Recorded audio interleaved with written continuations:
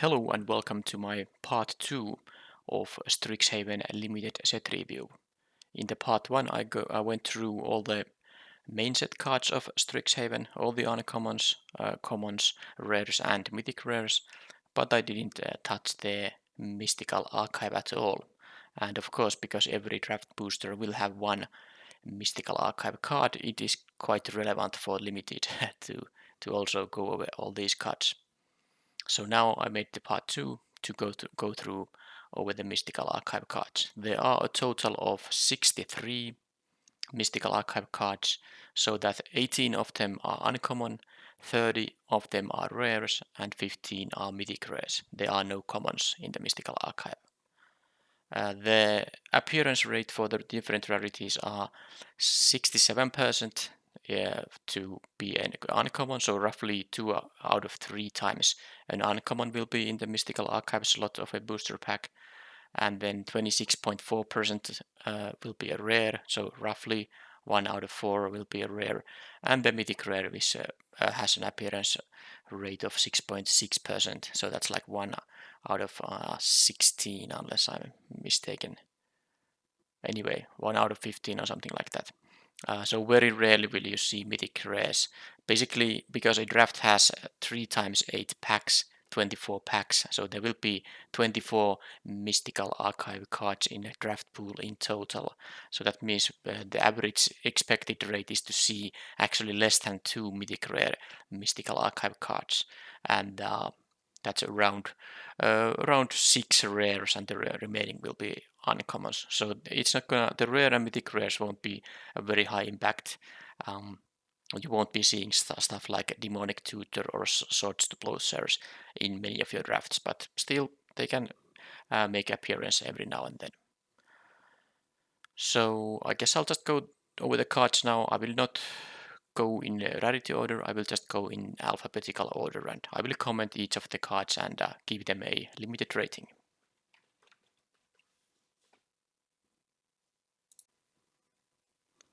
The first one is Approach of the Second Sun, familiar from Among Us, not too many years ago. My opinion is that the card is not playable. It takes 7 mana to get the first cast, and then you just gain 7 life, which is definitely not what you want out of your 7 mana card.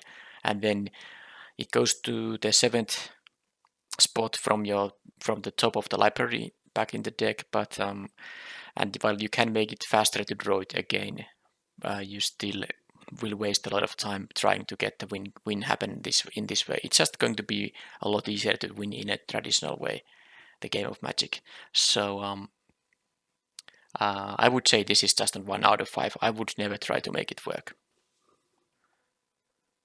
Day of Judgment, 4 mana symmetrical wrath. It's not bad, not great. Especially the black-white college is going to be so aggressive based on the spoilers. At least I haven't of course played the set yet, so I don't know, but I assume it's quite aggressive, so it's going to be tough to play a card that destroys all your own creatures, which is why I don't think it's a playable card in all the decks. I guess at the low hold decks, and then of course some multiple color decks, if you splash for some colors, this might be something you're interested in. So I would pick it as a 3+ out of 5, but I would have to make the decision during deck building whether I actually need this effect or not. It appears as a mythic rare, so it's not going to be happening quite often. So you don't have to worry about playing around it that much because it's so rarely seen in drafts. But let's say pick it as a 3.5 in the early stages of the draft, and then but don't automatically put it in all of your decks, but try to figure out if the effect is something you can try to get advantage of. Because wrath effects, when you can't guarantee any kind of a value for yourself from them, you just are hoping that the opponent has more creatures out than you, and that doesn't really happen all the time. It really depends on your deck whether that's going to be a likely scenario or not. Defiant Strike appears as an uncommon. It's an okay trick because it is a cheap cantrip and might be quite relevant for the Magecraft triggers. So if you have a bunch of those, sure, play it, but it's a card you can easily just leave out from your deck. Not really that amazing. So I would say it's a 3- out of 5. Divine Gambit, also an uncommon, makes an appearance again. We have the same card in Kaldheim, and I don't think it's that much better or worse in here than it was in Kaldheim. It's a playable card, but not really an amazing one, because you don't want to cast this too early. Now in this set is of course possible that opponent is holding only expensive instants and sorceries perhaps, and not anything expensive, any expensive permanents, so it might be not as much of a gamble, but I still don't I don't prioritize this too much, so I would say it's a 3 minus out of 5, and sometimes it makes my deck, sometimes not. Ephemerate, it's a flicker effect, so exile a creature you control, then it immediately returns, and it has rebound, which means you can cast it again on your next upkeep. Maybe you get another, you will get another, of course, Magecraft trigger out of the rebound, but normally you play this card for one of two reasons. First is to save your creature that is about to die, and then you might want to re-trigger and enters the battlefield ability, or leaves the battlefield ability, but since this doesn't trigger the death triggers, so the ones that say when the creature dies or goes to graveyard, this won't trigger those, and I'm not sure if there are any leaves the battlefield abilities in this set. So still at 1 mana, an okay trick, or maybe not a trick, but maybe like a way to kind of interfere with your opponent's removal, or really if you have a ton of ETB effects, this might be a reasonable addition, or just want to have the Magecraft triggers. Cheap instant speed Magecraft triggers might sometimes be things you want to play in your deck, so I think it's like a 3 minus out of 5, but easily a card you can, leave out from your deck. Gift of Estates. The problem with this card is that while it can net you 3 lands, it can also do nothing, because this really does nothing if opponent controls at most as many lands as you. And therefore I wouldn't main deck this. If my deck is really interested in hitting the land drops, up until land number 6 and 7 and so on, which could be possible for lore hold decks, maybe which is the red-white college, not necessarily so for the black-white, which is quite aggressive ones. So I don't think this is a very desirable effect even when you get the value out of it. But I would consider sideboarding this in best of 3 when you know you are most likely going to be on the draw. So basically you have won a game and you assume that the opponent will be on the play, because this is of course a lot better when the opponent plays your land drops before you. If you are on the play and then you have to basically miss your land drops on purpose just to get this effect working, and that's not really worth it. So not a high pick at all, and I would usually wouldn't play this. So let's say 2 minus out of 5. God's Willing is a perfectly reasonable multi-use card.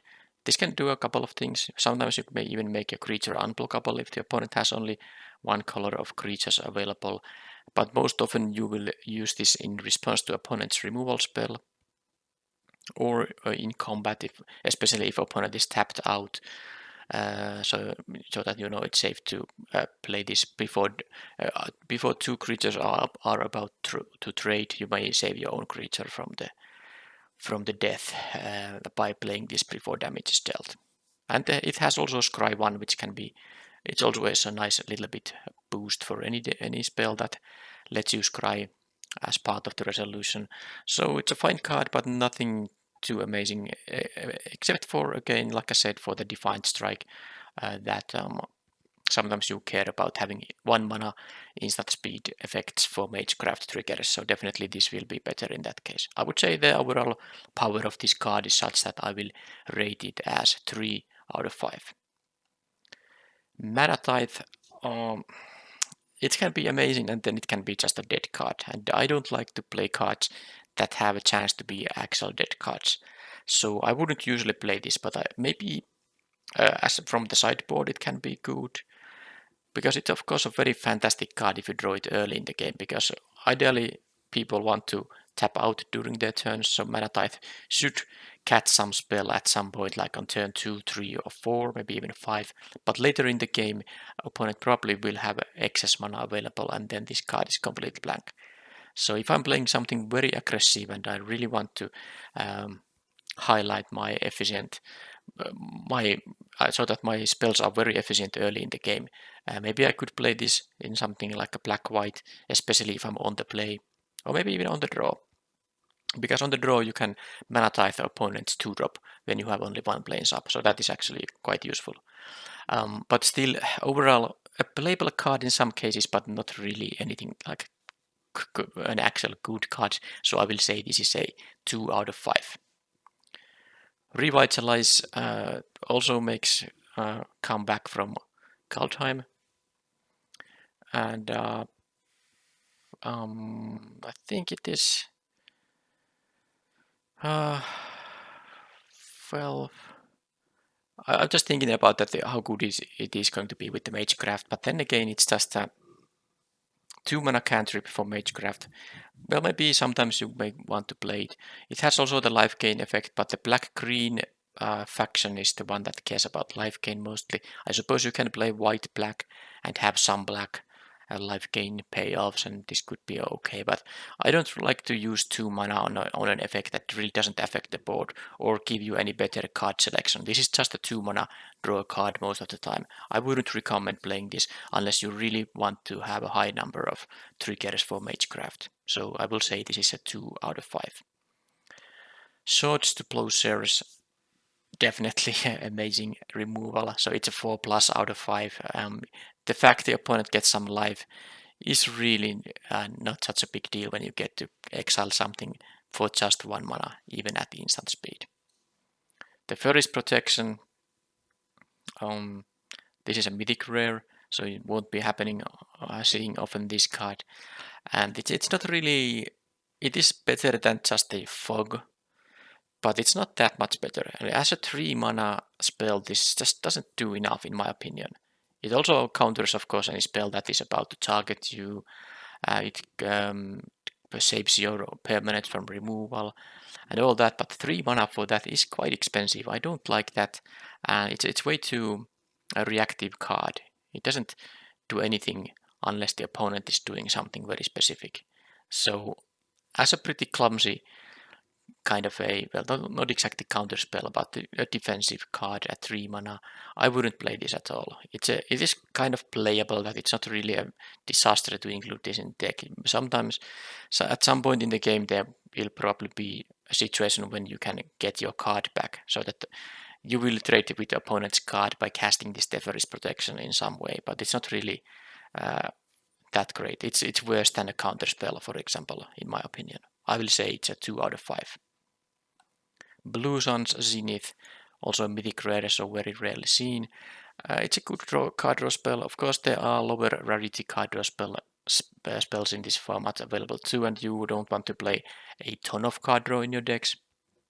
But this is like a pretty unexciting card at 5 mana, just drawing 2 cards. At 6 mana and higher than that, it starts to be quite good, because you of course like to draw 3+ cards at instant speed. That will be quite strong. So I would say it's a quite okay card to play in a blue deck, but not the greatest card draw spell in the history of Magic. So I will say it's a, let's say, 3+ out of 5. Brainstorm, well, it's a very nice cantrip, even better if you can somehow get rid of cards from your top of your library. Don't know how many of such effects are in this format. There are of course some shuffle effects, some scry, and then there's the kind of pseudo surveil, or exactly surveil without the keyword, the 1 blue card. But even though if you have to draw your cards again, it's still a 1 mana, basically draw a card and get to, dig 3 cards deeper. Imagine, for example, a starting hand where you have, for example, 2 lands only. This can find the 3rd land drop, although if you don't find the 3rd land drop among the 3 cards, then you are doomed. But in that case, you were doomed anyway. But the fact that you get to dig 3 cards deeper is okay, and I would consider it a playable card. Also a fantastic way to trigger Magecraft for cheap and at instant speed, but it's not a great card, so I will say this is like a 3 out of 5. Compulsive Research, however, is a great card. Throw 3 and then draw 3 cards and then discard 2 unless you discard a land, and you usually want to discard a land rather than a spell. So fantastic card. And well, what can I say? Sorcery Speed, draw 3. I'm going to give it a rating of actually I'm going to give it a 4- out of 5. I think this is a premium card draw spell. 4-. Then good old counter spell. It is double blue, but it is cheap.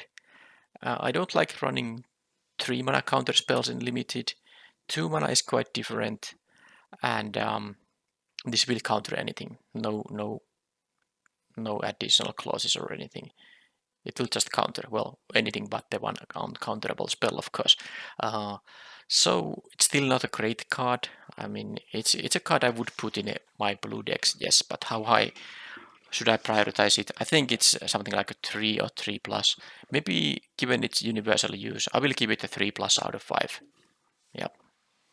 Memory Lapse, also a nice counter effect, but of course, opponent gets to draw the card right away. So it's only like a tempo play.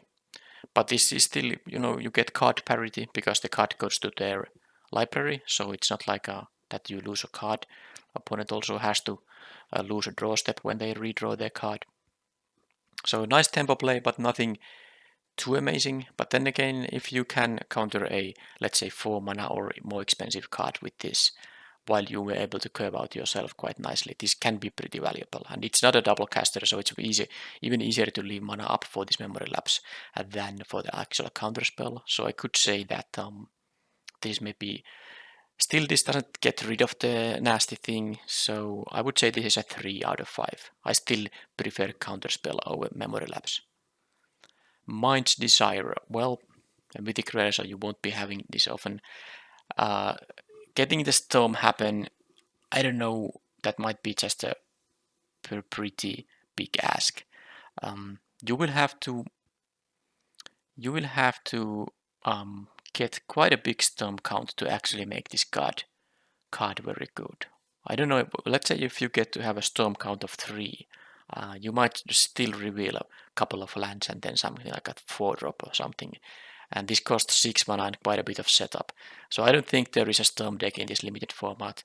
Well, I just feel like that's the case. I'm eager to see if someone gets to make some kind of storm deck happen, but I will say it's a 1 out of 5, unplayable. Negate, well, this is your normal counter spell, non-creature spell counter, and we have seen this limited many times. Definitely mostly a sideboard card, although in this set there will be more non-creature spells than on average, so I think it's main deckable too, but I will say that it's like a 3- out of 5, not a card I'm really that interested in running. Opt is a great way to get this Magecraft triggers happen, and while it's usually kind of a filler card in this set because instants and casting them is slightly more valuable than in a regular set, I think this finds into my deck more often than usual, so I will say it's a 3 out of 5. Strategic Planning, quite slow. Yeah, this also wasn't the same card in Kaldheim. Yeah, it is, and 2-mana sorcery speed. Well, you get some selection at least, and sometimes having cards in your graveyard might be useful too. But I think this is not as good as an opt. This is wasting 2 mana even at sorcery speed for the something that only gives you 1 card back and doesn't affect the board. So I don't really think this is such a good card. It's still playable, especially if you are interested in playing a lot of sorceries and instants.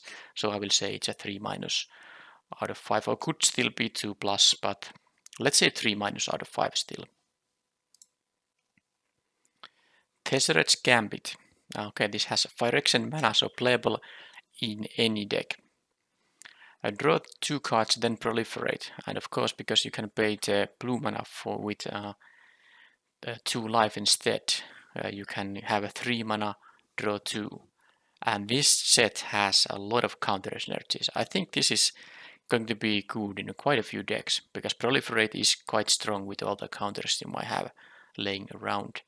So of course it still depends on the deck, and in some decks you don't want to play this, and I wouldn't play this that eagerly in decks that don't have access to blue mana, because when you are forced to use 2 life on this, it might be a bit annoying sometimes when the life total is when life is, a precious resource opponent is playing aggressive deck or something. But I could see playing a very focused counters deck, a black-white deck, or blue-green deck. Well, in blue-green, of course, you can just cast it by using blue mana. But yeah, the black-white deck that has a very heavy focus, or can at least have a very heavy focus on counters, you could really play this card in that deck, I think. Overall, I will give it a rating of maybe. Well, it really depends on the synergy. Normally it's like a 3- out of 5, but if you have a bunch of counter synergies, it could be like a 3+ out of 5. Time Warp, mythic rare, so rarely seen. 5 mana, take another turn. I think it's okay, but and not that great, because Time Warp, Time Walk effect, so taking extra turns, it's the best when you have such a board position that you are able to push some damage through to unlimited. So it's always not gonna be that great, but then again it's never really failing you, because you get to draw a card, have an additional land drop, so even if you are kind of behind in the board, it's not really the floor, or the worst case scenario isn't that bad. But it's not really any sick bomb either. I would say it is a maybe a 3+ out of 5. Could it be a 4-? It is very good when you are kind of raising the opponent. Opponent has their creatures tapped out and you are attacking once, and then you play this thing and you get to attack another time. That really throws off the raise. I don't know about this, of course, the environment yet, how often it's going to be like a raising situation, but if that's going to be in a common scenario when you are playing a blue deck, maybe, okay, I can give it a 4- out of 5. I will maybe pick this highly. Well, I guess I'm going to pick this anyway just to, rare draft it, but I will imagine that I will put this to any blue deck I'm playing. So let's say 4- out of 5. Whirlwind Denial. Basically a 3-mana counter spell for spells and abilities. It is taxing for 4 mana, but that's quite a big tax. You usually are able to counter stuff. But I don't like 4-mana counters in limited. The fact it also affects abilities can be quite nice, but I don't think it's a high priority. But it's still kind of playable, so let's say 3- out of 5. Then the black cards, Agonizing Remorse. Well, we had this in Theros, didn't we? Beyond Death. Yeah, this is the 2-mana discard. Well, it's not discard because it exiles. It's a fine card. Nothing amazing, but let's say it's a 3 out of 5. Crux of Fate. Another mythic Wrath effect. Well, this set has dragons, but they are all mythic rares, so I don't think you are going to often have the situation that you are having a dragon on the battlefield, and then you could say, then you get some advantage from the non-dragon creatures.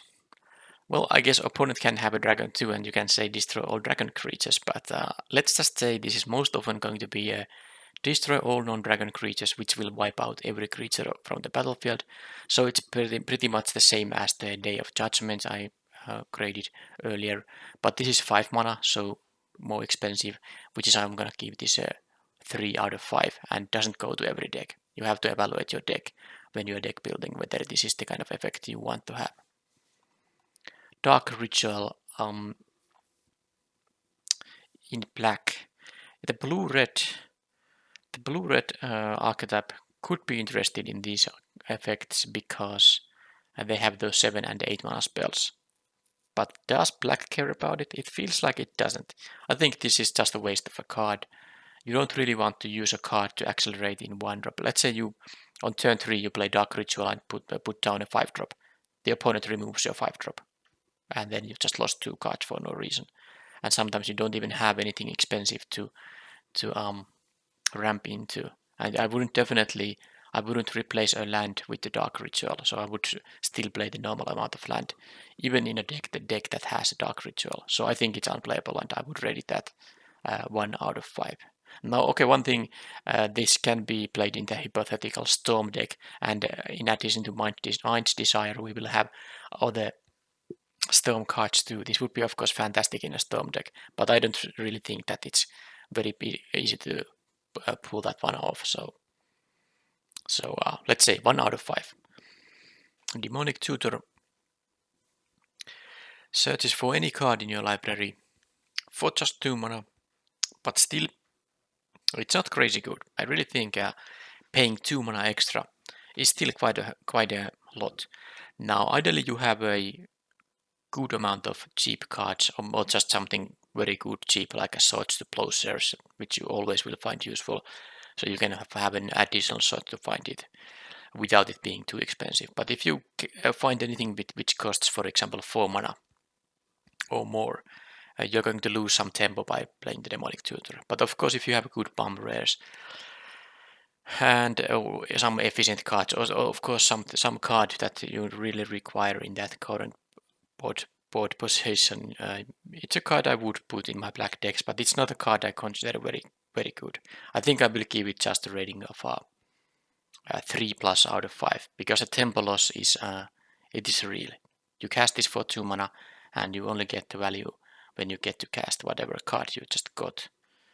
At least this also gets a land, so that's quite nice, because sometimes you can keep a 2-lander and then just Demonic Tutor for a land if you don't draw them naturally. But yeah, let's say 3+ out of 5. Doomblade, on the other hand, this is a multicolor set, so you won't be playing against a mono black deck ever, I'm sure. So this will always find a target. 2 mana, instant speed. Destroy target a creature, and against decks that don't have black at all, this destroys any creature. So it's a fantastic card, and I will give it a rating of 4+. Duress, it's okay, in this set, again, there are more non-creature spells thanks to the instant and sorceries people will be playing, so it's more playable than in a normal set, but in regular limited Duress is, in my opinion, always not main deckable and just a sideboard card. Not sure if I'm going to pick this one high here either.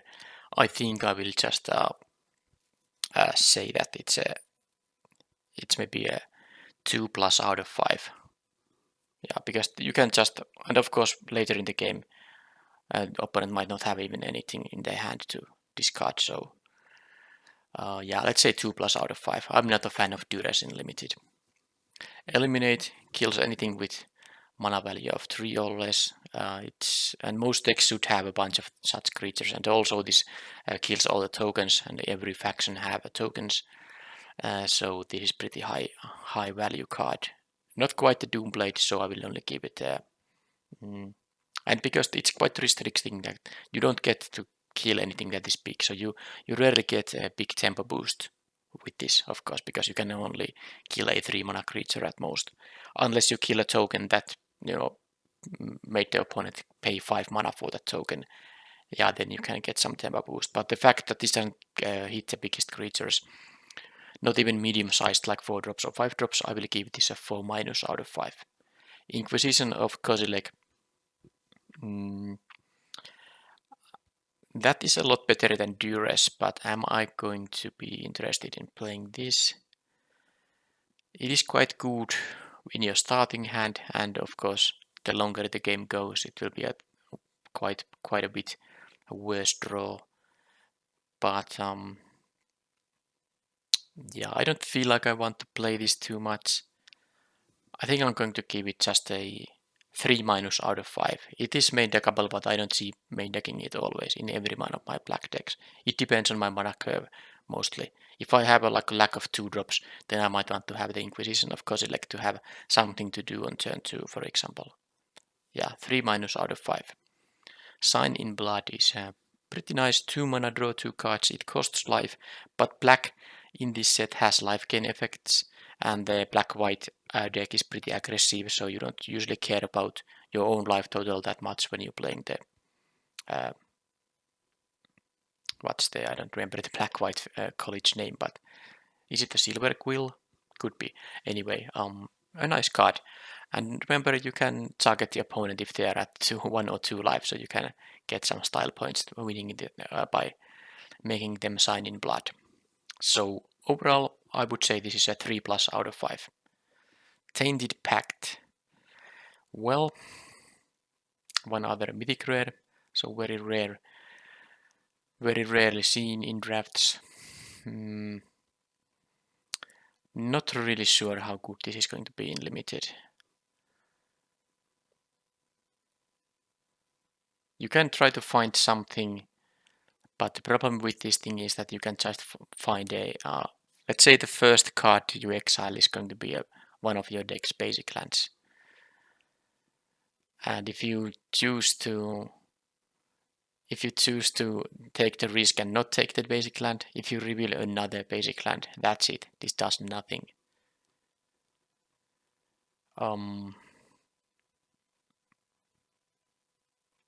So I don't know. I don't think this is very good. This is like a very bad demonic tutor, actually. So I will say this is just a 1 out of 5. Tendrils of Agony. Well, this is the Storm Payoff. This is also a card that you don't have to win the game, because if for 4 mana you get to get a drain 6, it's not so bad. But I'm not sure if this can be so good either. That requires access to quite a bit of mana to get the drain 6. Maybe with a rebound spell, but that's like, was there more than one of those? I'm not actually sure about that. So I would say that the Tendrils of Agony and the Storm cards, well, maybe not the Grape Shot, which is coming soon, but let's say Tendrils of Agony seems like unplayable to me, and I will give it just a 1 out of 5. Village Rites, well, this is a familiar one, and is this a third card that's already also in Kaldheim? I think I've seen at least 2 cards earlier that way in Kaldheim. This one is Kaldheim in Kaldheim 2, and the black green archetype actually has a slight sacrifice theme, and there are sacrifice fodder in that archetype too. So Village Rite is okay, but nothing too amazing. This also works with the white and white-black cards that have counters and have the death trigger that which says that put all the cards counters +1/+1 counters on this creature to another creature. So you could sacrifice one of them for value at instant speed to maybe grow some other creature you have in mid combat, for example, and get some value that way. So the Village Rite seems like an interesting card to play in this format. I would say it's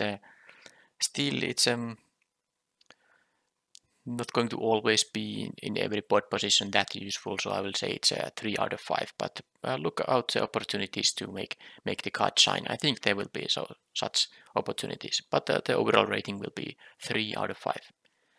Chaos for Warp. Well, this definitely is a risky one, which is why I'm saying that this is going to be maybe a sideboard card.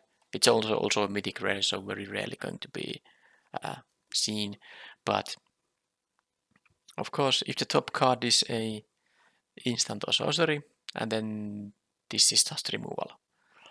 But if they get a permanent out of this, especially if it's anything that costs like a 4 mana or more, or even if it's just a land drop or something, it's gonna give quite a bit of value to opponents. So I feel like this is a sideboard card, a desperation sideboard card against some crazy bomb permanent that you saw probably. So I don't think this is a very high pick. In best of fun, for example, I don't think I would play this in best of fun. So I will say this is maybe a 2- out of 5, because it's not completely unplayable. You can put it in the deck, and with a bit of luck you can get a good trade happen when you exile something high impact, and then they don't get anything too great from the reveal. So 2- out of 5. Claim the Firstborn. Well, there is no red black sacrifice archetype. The main set also has one of these threaten effects or act of treason effects, I don't think it's very good. So I would say this is quite unplayable. I will give it a 2 minus out of 5. Fateless looting, well, it is not card advantage because you have to draw 2 and discard 2 and you lose this card. Of course it has flashback, so I would say that your normal decks don't want this, but if you really have a lot of reasons to want to have cards in your graveyard, for example, and of course later in the game you can just flashback this to draw 2 and discard 2 lands or some other very low impact cards, because the flashback is what makes the card actually playable. With just the first cast, this is not worth playing, in my opinion. But thanks to the flashback, you get some additional draws from this card. So I think it's okay, but nothing crazy. I think 2 plus out of 5, unless your deck really wants this effect. So it could be a slightly increased rating in that case. Okay, so here is the Storm card. That is playable. It's not still great because you kind of want to have 3 damage from this card, and that requires playing 2 other spells on the same turn. But this being a 2 mana card, it should happen occasionally. So I think I would start with this in every red deck I have. With 2 mana I can usually deal with a 2 toughness creature because it shouldn't be that big of a problem to play this as your second spell in the turn. But sometimes you may be able to make the storm count slightly larger, and this could be a more valuable card. But I would start with this always, and if opponent hasn't got a lot of 2 toughness creatures or 1 toughness creatures, then I could consider sideboarding this out. The overall, how high would I pick it? I think I would still pick it as like a 3 plus out of 5 maybe. Increasing Vengeance is the same kind of card that is as a common in the main set. Now it's like that was the Teach by example. It's a blue-red hybrid, I think, that lets you copy any spell. The next spell you will cast. This is actually slightly different because you have to target the spell you just did cast. So if opponent counters the spell in response, this will also be not doing anything. But anyway, the rating for this thing, I think it's going to be like well, this has the flashback too, but it's quite expensive. Won't be easy to copy any expensive spells, but that maybe if you are at 7 or 8 mana, you can copy something reasonable with the flashback, and you get to, of course, copy it twice in that case, which is quite valuable. So I would still say it's a 3 out of 5. I think in this format you will be able to find something to copy, and maybe at some point the flashback can be nice, but I wouldn't really count on the flashback here, but let's say 3 out of 5. Infuriate, definitely an okay 1 mana combat trick. Nothing amazing about that. I would say it's a 3 minus out of 5. Lightning Bolt, very efficient removal spell, also one that hits the player, so I think it gets the nod over some of the other removal in the set, and I will give this a, because normally I give it a premium removal like around 4 out of 5 rating, but I think Lightning Bolt as a 1 mana spell and with the ability to target the player too, it gets a 4 plus out of 5. Mizzix's Mastery. Okay, so basically you get to cast something from your graveyard. For 4 mana, you get to cast an instant or sorcery from your graveyard. Well, you copy it and then you cast a copy, but kind of same thing. Alright, so 4 mana basically gives you kind of like a 4 mana flashback for any of your instant or sorcery in your graveyard. And then this has the Overload option, which is 8 mana, which means that you can cast all your instant and sorceries from the graveyard. I think given that the Blue-Red Guild, well, not a guild, it's a college, I think, Prismari, they have the theme of going to high mana cost spells, so I don't think the Overload is actually that impossible to achieve. And sometimes if you have like 3 spells in your graveyard and you overload this, that can be quite crazy. And of course the default mode for this spell will be to cast 1 card. So at 4 mana you get to recast one of your instants or sorceries. You probably usually will pay extra. You might cast 2 and 3 mana spells quite often. This is also a sorcery, so you can't replay combat tricks with this thing. But of course, red has some burn spells, blue has some bounces and that kind. And of course, you know, card draw and all that. And you don't have to play blue-red with this. Of course, you can play red-white too. So I would say that in this set there are going to be enough stuff in your graveyard. Especially because of the learn mechanic. You might have, you know, learned something and you have a lesson in your graveyard. You can also cast those. So you will have food for this thing. And because there is the very nice chance to get to overload this, which can be quite game winning in some cases. I think it's a quite nice card. I would be putting this in most red decks, but of course it does depend. I don't have to decide now whether I'm going to put it into my deck or not. But I would pick it rather high because I think the potential to do some good stuff is there. But I don't think it starts with a 4. It's going to be a 3+ out of 5. Shock, well, not quite the lightning bolt, but it's still fine. I would give Shock a 3+ out of 5 rating. Stone Drain, yeah, I don't really see if yeah, it's just not the kind of card you want to play in limited. Even a 3 mana land destruction is bad. I don't know if there was a sinkhole. Would I play that in limited? I don't know even if I would do even that. But yeah, Stone Rain, don't play it. It's 1 out of 5. Thrill of Possibility. Yep, there's nothing wrong with it. It is a set where you want to be casting a lot of instants. So it's a fine card, but really depends on your deck's contents, of course, whether you want to have it or not. The amount of synergies. So I would say it can range from 2+ to 3+, depending on your deck. Urza's Rage. Well, if we forget the kicker, it is a 3 mana uncounterable 3 damage to any target. And if you ever have 12 mana, so yeah, if you have 12 mana, it's gonna be crazy. But let's just say you won't usually have the 12 mana. But 3 mana instant for 3 damage is fantastic, and I will give this a 4 out of 5. Abundant Harvest. Okay. So this is the card that is going to be printed in some future set, because this is kind of like a not a reprint, but it's a kind of a pre-print, because this is a card that hasn't been printed before. But I think it's going to be happening in, was it going to be in Modern Horizons 2? I read it for somewhere, but anyway, this card will see another print sometime later. Choose land or non-land. Reveal cards from the top of your library until you reveal a card of the chosen kind, and that goes to your hand, and the rest go on the bottom of your library in random order.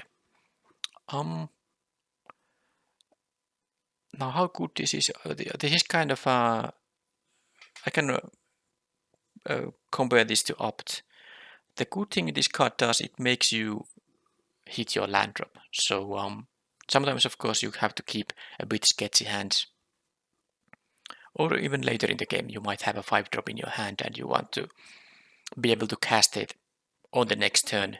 And if you are on your turn 4 with 4 lands, no lands in your hand, you can just play the Abundant Harvest and say land. And of course, later in the game, when you don't want to draw a land, you can guarantee some action here. And this being a 1 mana spell, helping with the Magecraft triggers, I feel like it's a card I don't mind playing in most of my green decks, but it's not really any high impact card, so maybe it's like 3- out of 5. And Adventurous Impulse is same kind of thing. You get a land or creature from top 3 cards. In this set, although it might be a bit risky, because you might have a lot of instants and sorceries in your deck too. Overall, I don't think it's that great. Usually, I just want to have something with some more impact. I can't guarantee a land, and I can't guarantee a creature. Unlike with the previous card, I was able to guarantee a non-land or a land, which is much better than this. So I don't think the Adventurous Impulse is that great. I will say it's a 2 out of 5. Channel, well, there are no Eldrazi here, so The green decks, let's say the effect is extremely powerful, of course, but you don't want to pay like 10 life. It is quite a bit in limited. But I could see some scenarios where you actually could want to play this. You might have a blue-green deck that has those expensive cards, like a prime example is the Bookworm. It was an 8 mana 7/7 Trampler, and when it enters the battlefield, it will draw your card and gain you 3 life. So that would be a pretty nice card to have earlier. With Channel, you can get it like on turn 3, because you still need to have the green mana for it, and this is double green. Or then you can have some card draw from blue. So I don't know if it really is worth using a card. It feels like it isn't, but the effect is powerful and it's kind of tough to evaluate, because of course I've played the card in things like a Vintage Cube in Magic Online, and it's a bit different than in a regular limited set. It feels like this isn't worth inclusion, but I will give it a bit of a I kind of do realize this could be doing some good stuff, but it really depends on the deck. But overall, I would say it's just it's a 1 out of 5. Don't put this into any deck. You will really need to have a particular set of cards to make Channel worth including. Cultivate, on the other hand, is a fantastic card. The blue-green archetype specifically wants to get lands, and this will both ramp you and get an additional land. So I think maybe the black-green decks don't care about this too much, and if you are not splashing, Cultivate won't be that great. But if you are playing a green deck that splashes for a third color, or if you play the blue-green archetype that really cares about going to 8 lands, definitely a high pick. In that case, it would be like a 3+ out of 5, and well, it's never really bad. I mean, even in the black-green deck, you want to go to higher land counts. So I think it's a 3+ out of 5 almost always. Harmonize. And they did print these color pie breaking cards to Historic, because in Historic we didn't have Harmonize. Now we will have Harmonize, and green isn't supposed to draw cards like this, but they made the decision to do that. So be it. Not that I really care about it, but I remember Mark Rosewater saying that if he could decide, he wouldn't introduce color pie breaking cards into formats that already don't have it. Because, for example, of course, you can reprint Harmonize for like Modern and Legacy because it's already there. But now this printing actually means it will become Historic legal. That said, how about in Limited? 4 mana sorcery, draw 3 cards, excellent card, so it is rated at 4 out of 5. Cross and Grip. Sideboard card, nothing really to say there. Don't play in best of 1. You can pick it for your sideboard. I guess most people will pick the rare and mythic rare mystical archive cards just because they might want to have them in their collection and they don't want to use a wild card for them. But let's assume that's not the case. You maybe have already 4 of these or something like that, or really don't care about it. It's not a high pick. It's a good sideboard card in best of 3. So I will say it's a like a 2-. Well, it's a 1 out of 5 in best of 1, and as a sideboard pick, it's a 3 out of 5 for best of 3. Natural Order. You get to find a green creature. What's the biggest green creature there is? I think the Bookworm might just be one of the biggest. Of course, there are some rares. I don't remember all the rares. Yeah, well, especially the dragon and dragons. But you have to pay 4 mana and of course sacrifice a green creature. But the pest tokens are green. You get to search for any green creature. I guess if you have a lot of sacrifice fodder and pest tokens in particular, because the black cards can't be sacrificed for this thing. Like the Unwilling Ingredient, which is otherwise a great sacrifice fodder. But yeah, let's say if you have a bunch of pest tokens, you might be interested in playing this. Of course, really depends on the amount of green creature cards and the quality of green creature cards in your deck too. So I wouldn't pick this super high, but I could consider it playable in some cases. Maybe I give it like a 3- out of 5. Well, maybe no, I should actually give it a a 2- out of 5. And then in some cases it can be like a 3+ out of 5, or maybe even 4- out of 5. Primal command is pretty good. You usually find some reasonable selection of options here. The non-creature permanents won't be that common in limited, so maybe it's not that great. So basically you will often get the 7 life and search for a creature card. Well, that's quite a bit of mana for that effect. A tutor effect and 7 life for 5 mana. It depends on if you have some great creatures you want to find, I suppose. The target player shuffles their graveyard into library, and the non-creature permanent hate here shouldn't be that often relevant, so maybe it's not that great. I would say it's a 2+ out of 5. If your deck has a lot of creatures you are interested in finding, it could be boosted a bit. Let's say a 3+ out of 5 in some cases. Regrowth. For 2 mana you get any card back. It's kind of it's not exactly a demonic tutor, but it's the same principle. You will have to pay 2 mana to get something back. So an extra 2 mana for, in addition to the spell you are actually going to recast.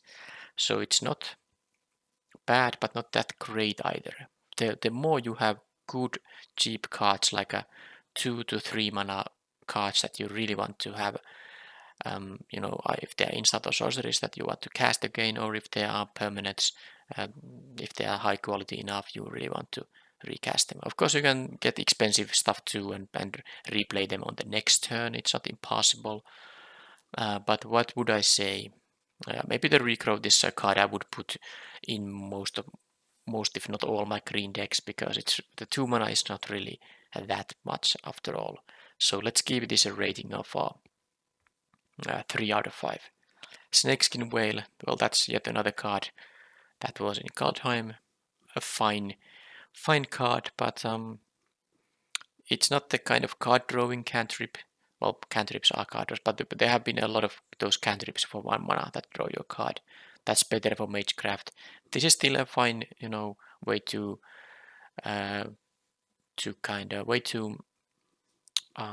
counter an opponent's spell, so that a spell that targets your creature in a way that the creature also permanently grows. So I think it's a fine card, but pretty low impact, so it's not a high pick or anything. I will say it's a 3- out of 5. Weather the Storm, yet again a storm card from Modern Horizons. Well, this only gains life. You can gain like easily a 9 life. Well, maybe not easily, but it's completely possible to gain, for example, 9 life out of this card. And by the way, remember that Storm actually counts also spells cast by your opponent. So that's that one, and this is an instant, so you can do this on your opponent's turn. So you can actually quite easily get a lot of life here. But the pure life gain in limited is not really useful. I would consider this a sideboard card in best of 3, and most likely one that's going to be sideboarded in only very rarely. So I would say this is in best of 1 out of 5, in best of 3, like a 2+ out of 5 for sideboard. Dispark, you won't always find a permanent for this, but it is fantastic when you do. You get some great tempo with using 2 mana on some of their expensive cards that they used mana for, which they used mana. But how good of a pick this is? I guess most decks are going to have still maybe, but there's a lot of token generation here too in this set, so it's hard to evaluate it. I'm not really sure. Let's say now it's going to be a 3+ out of 5, but it might be getting a 4 rating if it turns out that most decks will have permanents with 4 or more casting cost. Electrolyze, definitely a fine card. 3 mana for 2 damage is of course not great, but the fact it draws a card makes it great, and the fact you can divide it is sometimes relevant too. I would pick this as a 4- out of 5. And then there's a Growth Spiral. That's a fantastic ramp spell, I would say it's a 3+ out of 5. I would play it in all the green-blue decks. Lightning Helix, of course, very good as well. Well, let's say it's a 4 out of 5. Does require 2 different colors, so it's not really as it's not as efficient as lightning bolt, but of course the life gain is sometimes also quite relevant. So 4 out of 5. Putrefy, with 3 mana you get to destroy any creature. Well, of course an artifact if that comes up, but usually a creature, a premium removal, it's a 4 out of 5. And that is it. That was the card number 63. So that was all the Mystical Archive cards, and now I have finished my Strixhaven set review. Thank you for watching, and I will see you in the next video, and especially when the Strixhaven drafts start, I will be drafting them right away. Hopefully the servers hold up, and I will get to upload some drafts right away after the release day. See you next time. Bye bye.